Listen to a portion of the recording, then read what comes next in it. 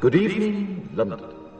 Allow me first to apologize for That's the emergency channel. I do, like many of you, appreciate the comforts of the everyday routine, the security of the familiar, the tranquility of repetition.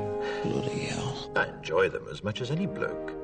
But in the spirit of commemoration, Who's that, Mum? whereby those important events of the past, usually associated with someone's death or the end of some awful bloody struggle, are celebrated with a nice holiday, I thought we could mark this November the 5th, a day that is sadly no longer remembered, by taking some time out of our daily lives to sit down and have a little chat.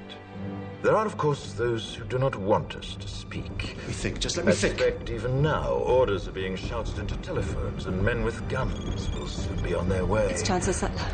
Damn it. Why? Because while the truncheon may be used in lieu of conversation, words will always retain their power.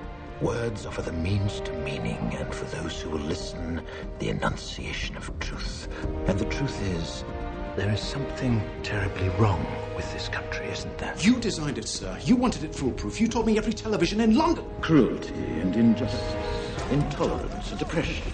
And where once you had the freedom to object, to think and speak as you saw fit, you now have censors and systems of surveillance coercing your conformity and soliciting your submission. We need cameras. How did this happen? Who's to blame? Well, certainly there are those who are more responsible than others, and they will be held accountable. But again, truth be told, if you're looking for the guilty, you need only look into a mirror. I know why you did it. I know you were afraid. Who wouldn't be? War, terror, disease. There were a myriad of problems which conspired to corrupt your reason and rob you of your common sense. Fear got the best of you, and in your panic you turned to the now High Chancellor Adam Sutler.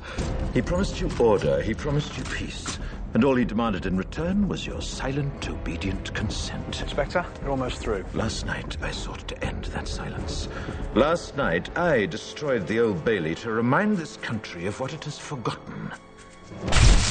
More than 400 years ago, a great citizen wished to embed the 5th of November forever in our memory.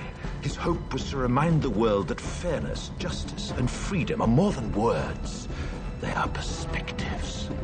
So if you've seen nothing, if the crimes of this government remain unknown to you, then I would suggest that you allow the 5th of November to pass unmarked.